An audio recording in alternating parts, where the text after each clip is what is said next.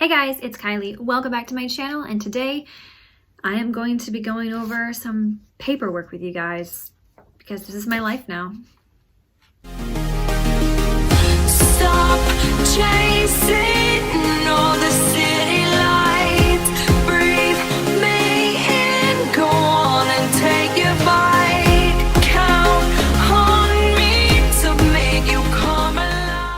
So first things first, in the beginning of 2020, I really wanted to focus this year on plotting and getting everything organized, everything together for the following year. I have finished my first complete series and I'm working on getting those out in audio right now, but I have new babies that need to be born, need to be written, and have been bothering me. So over January and February, I really used those 2 months as a time to finish Claymore Project number 1, to plot Claymore Project number 2. Haven't written it yet, but I have plotted it in detail, and that is actually right here. Yeah, it's right here, hiding away. But it's plotted in detail and it's ready to be written. I'm just waiting for my alpha readers to hand me back Claymore Project number 1, give me some feedback, maybe some flow of the plot needs to change in the overall arcing story. But until then, I am putting that on hold so that my fantasy brain can run wild. Now, I have plotted 2 new fantasy series.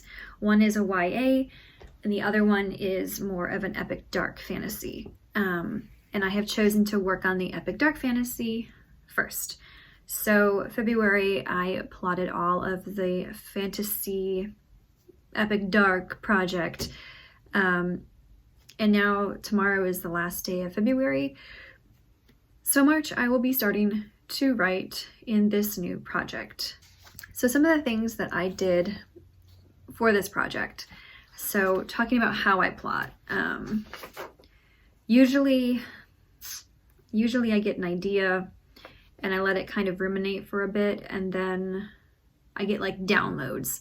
Characters start coming with problems, or problems start showing up with possible characters, possible archetypes, that sort of thing. But a lot of my books are really character driven as well. It's a mix between plot and character driven. I will say that I do have a really strong connection to my characters, so it helps when they kind of come first. It's like the whole chicken or the egg type of thing. So this wonderful piece of paper is my magic system, kind of explaining the system of magic. I am new at magic systems. I adore them. I love them. I have worked in and around them before. However, this is a completely new world that I have created, and this is a 100% authentic magic system that I have had to create. So this is just the basic history of what is going on. Also on my computer, I have a document that is basically like the lore of the world, what has happened in the world to affect the religion, affect the magic system, affect society as a whole. And then of course I use Sarah Cannon's Heartbreeding's character sheets, which I adore and I love. So obviously my main girl has, I put her in pink, and then I use purple for the act 1s, the act 2s. I have to actually finish writing out act 3 because I do have it down. I just haven't put it to paper yet. And then my guy is the darker color. And then I have the bad guy, who is in kind of like this mauve sakura color. I have a kind of the mentor in the blue, and then the surprise crazy, actually no, the person in the blue is a seeker person. This person, that's Sakura, is the mentor figure. So I have all of that. I have the magic system. And then in here, my beautiful little cat journal is actually where all of this began. I started to plot down from a previous idea everything that I could, start to put together. This is literally my map. It has been drawn and redrawn, and this is like its final form before I put it to a program that I have called Incarnate, and I am going to finish that. So here has everything from the religion, the races that I have in my book, the different terrain, the different realms, the different main characters. I have a few kind of plot starters. I have histories of a cult in here because that's crazy. I have breakdown of royal houses. I have some important questions to ask the characters. How old are they? What's the color, hair, eyes, skin? Just things that they would know. The greatest fears, which is kind of covered in the plot sheets that I use. Then I have plot bunnies that I write down, like things that I think would be really cool, threads, themes, or just scenes in general. So I wrote those down. And then I actually started to do something that I hadn't done in a really long time. And that is I just free wrote as my character. I let my characters speak and kind of explain themselves to me on paper, and just to get the difference of their tones, because they all have they're all different ages, they're all from different backgrounds, they're all going to have a different set of tones. So I did that for my 4 main guys and girls. And then I have on here, like, this is the magic system in the country, which I printed out to make it easier for me to find. And then I have a list of things that must happen, things that could happen, and things that won't happen in this first book. And I have it written out for every single one, because you have to know what your character will and won't do, lines that they will or won't cross. And then I had some scene lists, a note about magic, a new idea for magic came about, so I wrote that down. And then, yeah, I have twin lore in here, so I wrote down that, making it more,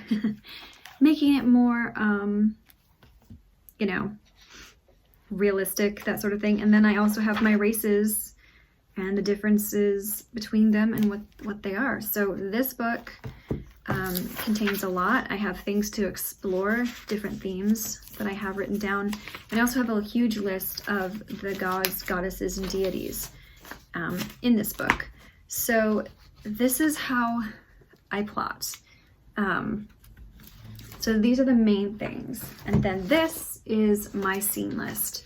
So I write scenes by chapter. I know some people just write scenes and they know kind of where they want them in order. I do it by chapter. So it's like a very in-depth outline, like you would do for school or anything else. And I have them color coordinated to match the color coordination in here because I'm crazy like that. And so far, I have 54 chapters and 3 parts. This is broken down to part 1, Act 2, part 1, Act 2, part 2, and part 3. So, and this is just book 1. 10 pages of just outline of this has to happen, this is going to happen, this is going to happen. He's going to go here, she's going to go there. They're going to realize this, boom, this is the doorway, blah, blah, blah. But this is just like the bare bones. This isn't going to cover like my descriptions, like the palaces or the culture, the clothes, the food, things that they use in daily life that might be a bit medieval or a bit advanced depending on where they are. So that is how I do that. So, and this is my February. That was literally my February goal. I don't know if you can see, I'll move it over here if I can, but my Kanban board over here, all of that blue, that is actually part 1, part 2, part 3, the races, the scene list, all of that stuff for this new project. Everything is done. So I am ready to move into March, which means that I get to now set up kind of my writing flow for March. I haven't written in the last 2 months and a half, like sitting down and actually writing, you know, my getting my allotted time in for the day, which has been a really nice break because I've had a lot of directorial work, a lot of voice acting work, a lot of acting on camera work, a lot of audiobook work. So that's been super fun and super awesome. But I am ready to get back to writing in March because in April I know we have Camp NaNoWriMo. And so I have these printed out from Heart Breathings again because Sarah Kane is just amazing, and she has so many realistic charts and flow charts and things that you can use that can correlate to just about anything, not even author things, blogger things, Etsy things. It's insane. So for March, what I'm going to do is to sit down today and kind of figure out, what does my March look like? What am I doing? Where am I going? What do I have for audiobooks? Where do I have to direct this month? What is my studio schedule going to look like? Possibly at least once or twice a week in studio for animation, and kind of getting a rough idea of what March is going to look like for me. And that I understand, since this is an epic dark fantasy book that I'm writing, there is a word count goal that is going to be in excess to even the biggest book I just wrote, which is Claymore #1, which is like 95,000 words. Epic fantasy, epic dark fantasy is a lot higher than that. So this book is looking like it's probably going to be on the upscale of like 120,000 words for book 1. Now there are some writers that epic, like Brandon Sanderson, Stormlight Archive, big, which are a couple 100,000 words. This isn't going to be that big, but it could get to the 120 to between 120 and 150,000 word range, which is the most that I've ever written. And I look forward to it, but I'm trying not to let that, you know, really daunt me too much. I'm just using my handy dandy scene list and trying my best to say what is realistic word goal for me throughout the day. And honestly, to be completely honest with you, 3,000 words right now is pretty doable. 3,000 words per day will be the March goal. And this is actually quarter 1 for 2020, and we are almost at the end of it. And my Kanban board is looking pretty empty.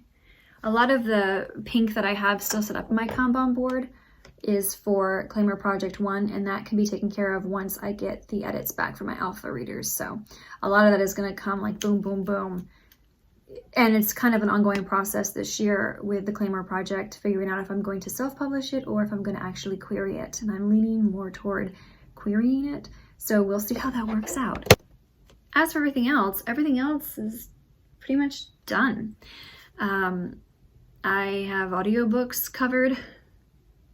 I'm having issues putting my books on Barnes & Noble Press and Google and Apple Books. So I'm fighting with them. That may go into March. I have emailed them to see if they can help me. I have an EIN number for my business. I'm a sole proprietor, so it's kind of like it's not accepting it. So I have my hands tied because the information I'm giving them is correct. They are just refusing to accept it. So I'm like, everybody else accepted it. Why are you two the only ones that aren't taking it? So I'm waiting to hear back on that. And yeah, this is what I'm working on. And when I get book 1 of the Claymore Saga back, I will be definitely working on book 2. So book 2 will probably be the one that I work on for Camp NaNoWriMo, just because it'll be easy. Because I've literally written the book in my head over and over and over again. I just haven't actually taken the time to write it down.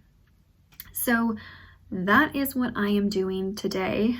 I am doing a little bit of administrative work today, getting things situated for taxes, which is so not fun. But I am looking forward to March, where I can actually sit down, plan my days around writing in the morning again and really, really get down to work. So super excited. One love, you guys.